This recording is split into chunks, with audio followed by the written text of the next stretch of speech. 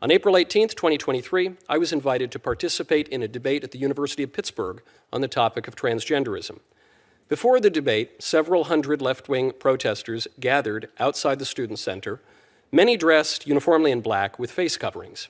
They lit the street on fire while burning me in effigy with a little Hitler mustache painted on my face. All because I hold the view, as most Americans do, that men cannot become women. Buildings in the area were placed on a soft lockdown. As the Pittsburgh Bureau of Fire put out my burning effigy, an Antifa operative named Brian DePippa, hiding behind his wife, Crystal, rolled 2 smoke bombs under police barricades. Attendees scattered while demonstrators chanted, "Fascists go home." DePippa then threw a lit firework into a group of police officers protecting the building. The explosion injured several officers, including severe and life-altering injuries to a female officer. The debate was forced to end early after campus police determined that the protests outside were becoming even more destructive. The campus issued a safety emergency notification. Despite popular efforts to deny the existence of organized left-wing terrorism, Brian and Crystal DePippa were not merely 2 citizens protesting a speaker with whom they disagreed. Things just got a little out of hand. No. They are members of an extremist cell, a cell that meets at an anarchist bookshop, the sort of venue that operates as training grounds for left-wing terror attacks. Brian DePippa repeatedly set off TSA screeners for explosive material on his body. The Torch Antifa network has claimed the DePippas as members and raised money for them through a tax-exempt nonprofit organization. Imagine. Thanks to a courageous FBI agent who happened to be on the scene, the Department of Justice was impelled to bring charges. Unfortunately, our justice system gave them only a slap on the wrist.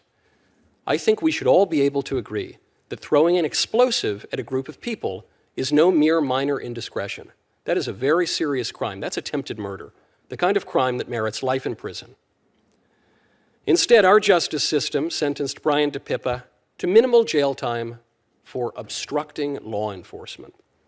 His wife got off with probation.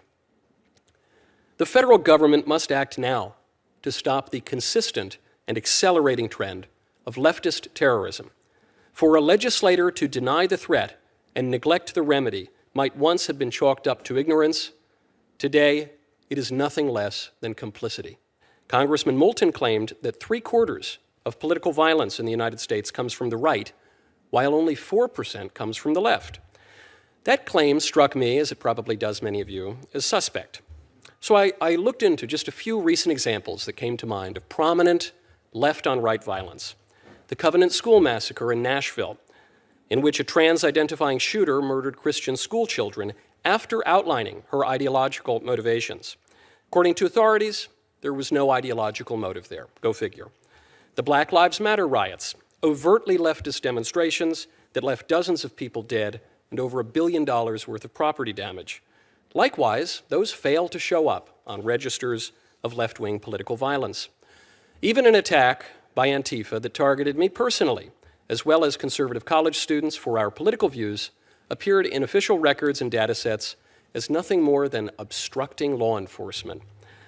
It turns out the left commits relatively little political violence when you don't count the political violence that the left commits.